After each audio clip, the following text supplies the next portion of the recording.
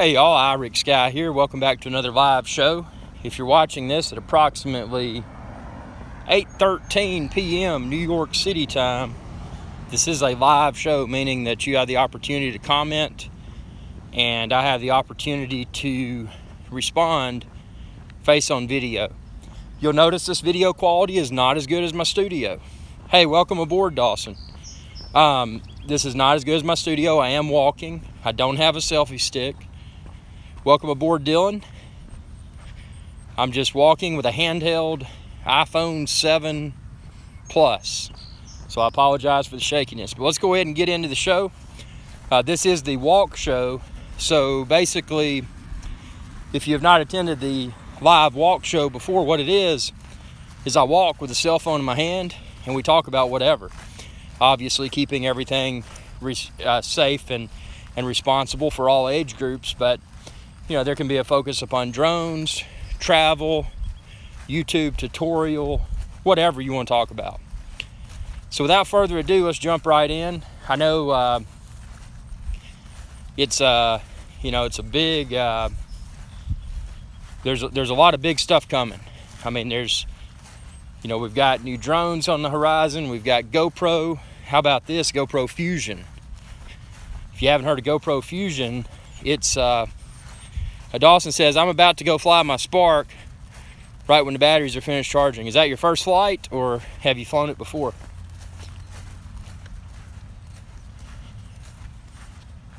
So, yeah, so GoPro Fusion is expected to come out, I don't know how soon, but it's a 360-degree spherical camera from GoPro.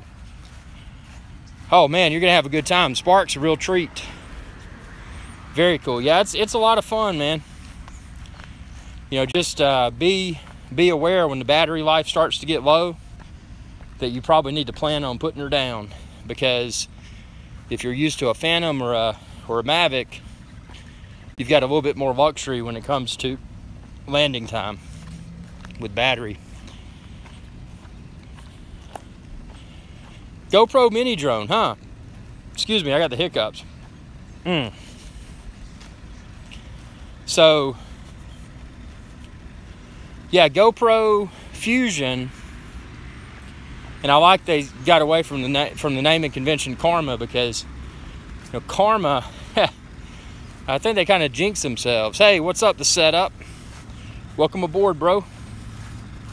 Welcome aboard to the live walk show. So yeah, Fusion is a 360-degree spherical camera that's coming out from GoPro, and what makes it unique, the Fusion will be the best consumer 360 cam. I have a feeling it will, as long as GoPro executes well, and that's definitely in GoPro's wheelhouse. You know, GoPro is a camera company. GoPro is not yet a drone company. So, you know, if GoPro gets back to their roots and they say, you know what? Nick Woodman created GoPro because he said, I surf and I want to capture surfing videos. I need a camera to do this. So he created GoPro. And now he's got a multi-million-dollar yacht. So, you know, he executed well with that. Unfortunately, GoPro failed with the Karma. But I have a feeling that Fusion may be the way to get the masses involved with 360-degree spherical content, because we're going to see the end of this year holiday season.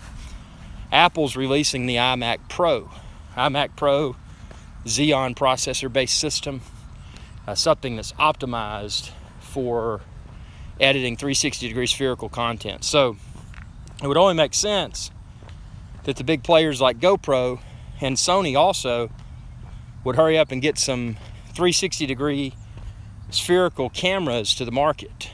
And, you know, I think with, yeah, Dawson, I'm kind of on the fence about iMac Pro as well. You know, it's very powerful.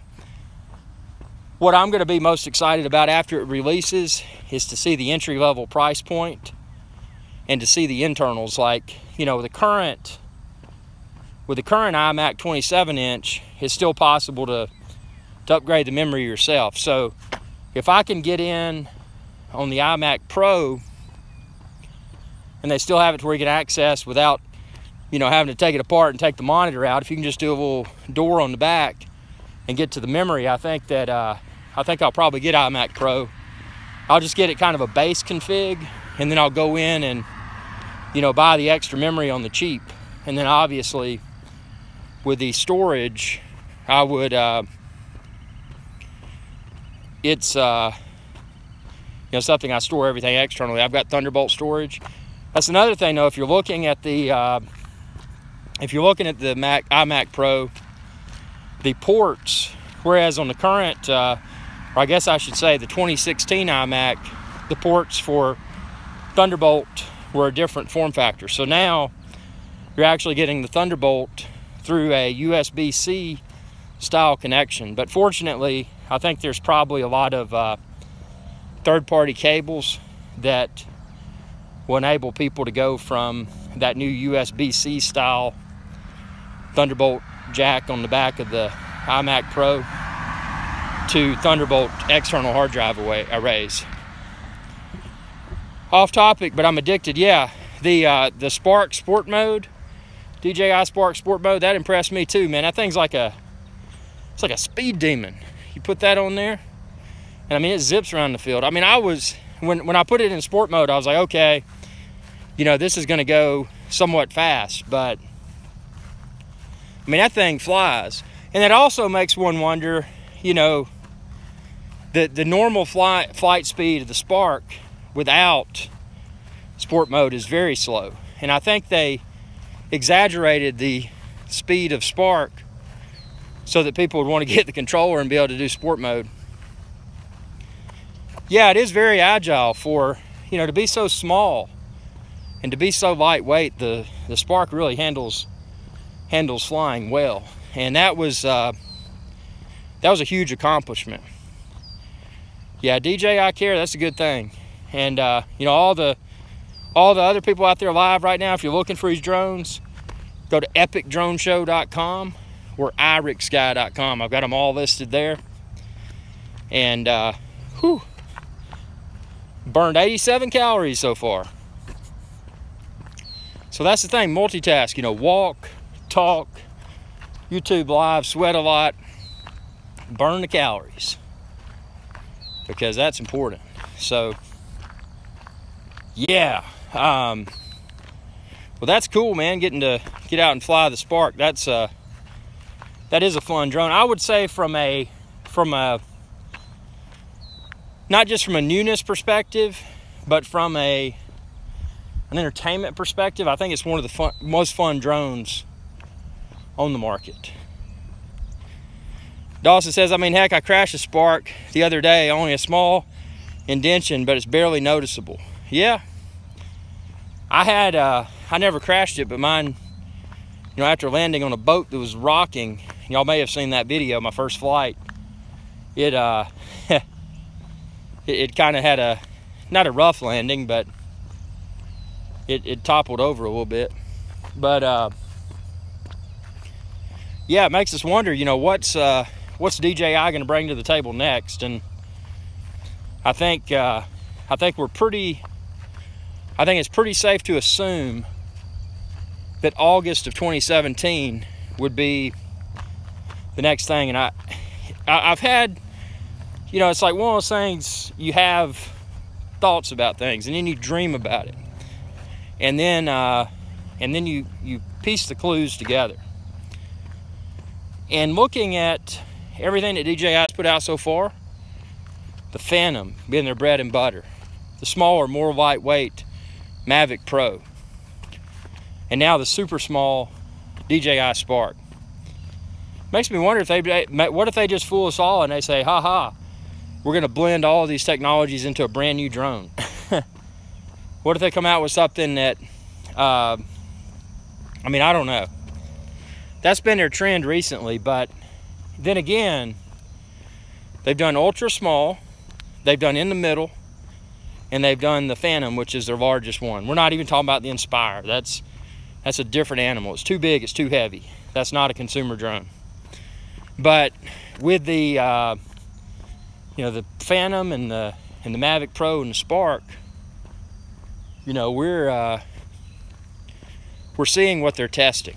And I mean, ultimately, I think a lot of this stuff they're throttling intentionally because they know, you know, like Apple, all these fanboys of DJI, they're going to go out and gobble it up. And I'll admit, I fall victim to that. I love DJI, and I get the stuff and I go at it and just see what it does. But I think we're going to have to hit a point to where they're going to say, okay, we don't need a new flying platform. You know, we got that. You know, we've nailed what we want to do. Now we're just going to continue to advance the camera capabilities. So, you know, maybe they'll come out with a drone that maybe will have superb battery life, and one that'll be on the market, I mean, that won't be replaced for several years. But maybe that drone will have upgrades. Like, you know, one thing a competitor did, and they failed, but one thing that a competitor did a while back, a would-be competitor, you may remember a drone called the 3DR Solo. One of the things they were touting was, you know, that expansion bay it had, you know, future add-ons, this, that, and the other. Well, there's not, unfortunately, there's not really any future add-ons for that because their platform unfortunately flopped. But imagine if DJI kind of went that route and they said, you know, we're gonna give you this flying tripod, but then we're gonna give you the ability to purchase accessories for the flying tripod. So basically, the drone at that point in time becomes secondary, and the updates, someone's buying, you know, new cameras, new add-ons. They're not buying the aircraft over and over. You know, they get that, and then every 6 months, every year or so, they get an add-on. Dawson says, I think if they make a Phantom 5 with an X5S attachment, let's see, that accepts signed SSDs, and yes, the 3DR Solo is sick. Yeah, I mean, I think something, you know, a very cinematic drone that's portable. I mean, look at some of these cameras that Sony has out. You know, the little RX100, that's a powerful beast, and it's not big. You know, if you were able to strip the guts out of that and make it small, I think that's something. Is that the moon? That is the moon. You can see the moon. Look. The moon. Yeah, portable and cinematic. There you go. Because now the best cinematic experience is somewhat portable, but it's not optimal. You know, the DJI Phantom, I mean, it's like anything else. You know, you get spoiled with smaller and lighter, and then you don't want to use the bigger stuff. So anyway, yeah, it's gonna be interesting to see what comes.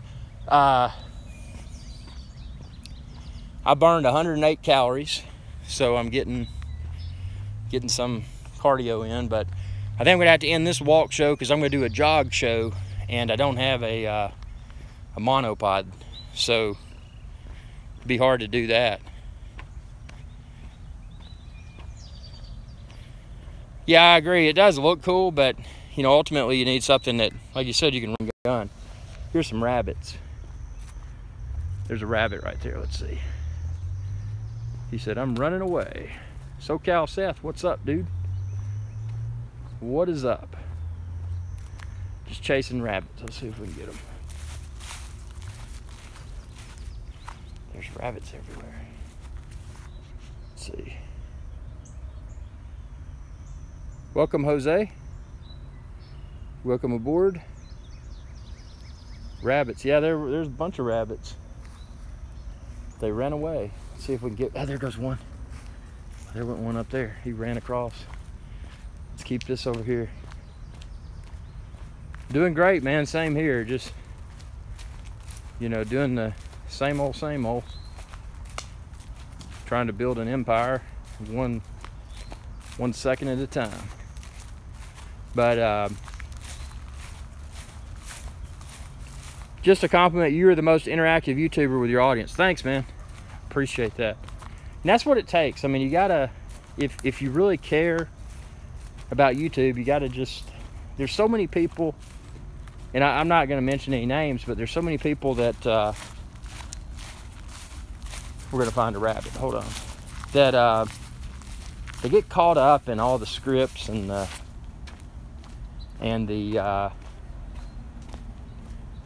you know, all the scripted verbiage. Doing great, man. How you doing? But they get caught up in all that and they forget what's important. And what's important at the end of the day is interacting with one's audience and just having a, you know, having a good time.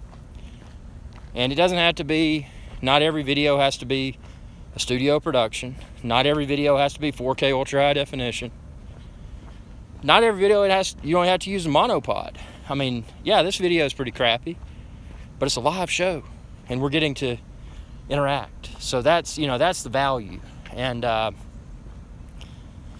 seen so many people, you know, when I've been at YouTube Space in New York, and I mean, that was an incredible experience. And one of the coolest things about that is that, you know, you're in this place, you've unlocked this multi-million-dollar studio, and you're able to go in there and use all the sets. You book them, you know, green screen sets. I did a boardroom, which was really cool, and they had a diner in there. I mean, all these like ultra high-end sets, ultra high-end cameras. I was using an FS7. I mean, it's ridiculous. And then I was in this room, in a green screen room, because at the end of the day, I was going to just do some, you know, goofing off in front of a green screen at YouTube Space to say I had done it. And I go in there and this like entire crew, I'm talking about 20 people, they're like, hey man, what are you doing? I'm like, oh, I booked this green screen room for an hour. And you could tell they were freaked out because they didn't book. I guess they just assumed that because they were filming an actual music video. I mean, like a music video. And I'm in there, you know, just having a good time. And I said, guys, I said, you know, I booked the studio for an hour, but I said, you know what? You know, I'm just in here having a good time. And they looked at me like, who the heck is this guy? And I mean, that's the thing. That's the power of YouTube. You can just do your thing, be yourself, and get access to very cool experiences that other people that, I mean, are like, you know, hundreds of millions of views, you know, music video people, all that, they're using the same stuff, and they're just like, who is this dude? And I think that's one of the coolest things, is being able to experience all this technology and, you know, all these opportunities that stem from YouTube, but, you know, always keeping in mind that, you know, this is something that I enjoy doing, and this is something that I want to continue to grow. You know, this is not something that I'm going to let other people dilute my brand. I'm not going to let other people dictate what I say or what I do. But ultimately, it's being able to do stuff that, you know, A, I enjoy doing, but B, that the viewers enjoy, and it's y'all's feedback that keeps it going. Dawson says the work is changing, and YouTube allows you to put yourself out where you couldn't years ago. The world, yeah, the world is changing, and that's very true. Because let's just jump back, let's just say 10 years ago, 15 years ago. Or let's say 20. You know, when there was, let's look back when the internet was first came around, right after, I don't know if y'all remember Prodigy and CompuServe and AOL, but that was a way to get online. And then you started to see local internet service providers pop up, and then you started to see the internet become accessible by way of a web browser called Netscape Navigator. And that's when we really saw the World Wide Web evolve, and we started to see the internet emerge. It was no longer you're a CompuServe user, you're an AOL user, you're a Prodigy user. You know, now you're online, and the web browser enabled that concept to materialize. And the offshoots of that, i.e., YouTube, internet video, and the meshing of YouTube with social media has enabled, like you just mentioned, people to have opportunities, people to really put themselves out there without a large budget, without access to connections within the media, without hundreds of thousands of dollars of production equipment and studio. Let's see, comments coming through. Michael says, you're one of my favorite channels. I hope you get subs and views like you. Thank you. Yeah, I'll sub your channel, dude. I still don't know why you don't have 200K plus subs. Well, that's important. I want to break 100K as soon as possible because I get a silver YouTube trophy. That'd just be cool. It's like, man, I did this, I earned this. But honestly, when I started this channel, I didn't really understand YouTube, and I didn't understand the importance of subscribers. And that was my fault in the beginning. I didn't promote. I just posted videos. I didn't realize that I needed to have call for action and say, hey, subscribe to my channel, help me grow. I didn't realize that. And, that was a lesson learned. And,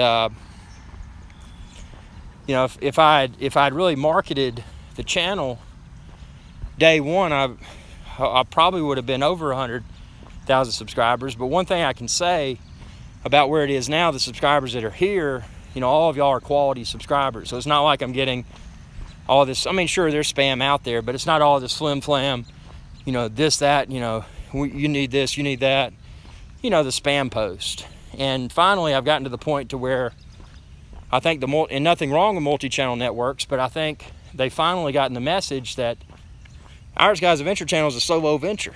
He doesn't care about becoming part of a YouTube multi-channel network. I didn't put this time and this effort into creating and growing this channel just to hand it off to somebody else to manage. That's not why I did this. I did this because it's my channel. And I don't need a multi-channel network to dictate what I say or do. What if they did come in? What if I did join a multi-channel network? And what if my subscriber base jumped by 500% in a month? I still wouldn't want it because I'm losing creative control. And I know they say they're giving back. They're giving you, access to all these tools, this, that, and the other. Well, let me tell you this. I can go to a paint store and I can get a can of paint. And it's a color called straightforward green. I can paint a wall. I can hire a licensed yet very affordable electrician. I can say, hey, I got these bulbs. They're daylight white. They are LED. And I want you to install these so I have a green screen studio that can produce professional looking results. And this is doable. I mean, YouTube's not a pipe dream. I mean, if everybody's out there that wants to do it, just do it. Be yourself. Get your camera phone. You don't need studio. You don't need expensive camera equipment. Just get yourself out there, and as your channel starts to grow, then put more money into it if you want to. And I mean, that's one thing I've been proud of the camera equipment I've gotten. I mean, I've got Sony Alpha. Who would have thought that? Super T says, are you walking to lose weight? Yeah, definitely. Dawson, Phantom 4 Pro is cool, but I think Phantom 5 is worth it. Yeah, it's this is the walk show because I've been trying to lose a lot of weight because that's one of the things with doing all these things. It's important to get up from behind the desk and really walk. And one thing I've really enjoyed is this Apple Watch, and it's really enabled me to track and know if I'm meeting or exceeding or slipping. And I try not to slip, but the daily fitness routine, that's important. That in the gym. But yeah, I appreciate y'all's viewership, and this is just the walk show. There's no no real format. Stay tuned, because I'll have hope to have another episode of Epic Drone Show from my studio. So that won't be on an iPhone where it's shaky and poor quality like this, but it'll be, studio quality live broadcast. Do ice diet. I'll check that out. Yeah, Super T says eat lots of vegetables and drink a gallon of water. Yeah, actually I do eat a ton of vegetables, and that's all I drink during the day is water. When do you think Phantom 5 will drop?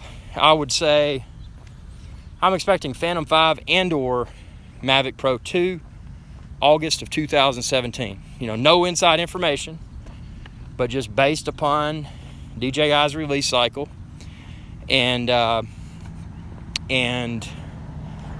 fact that holidays are coming. I would feel that August would make sense. Even if it doesn't hit the market in August, at least a press announcement where they get everybody excited and then release it shortly thereafter, or put it on pre-order so that some people can get it before the holidays. Mike Do Ice works with the IFC. Very cool. Yeah, well, hey, thank y'all for all the tips, and I'm gonna get out. I'm gonna get a jog going on, because I'm only at 155 calories, and I want to burn about 600.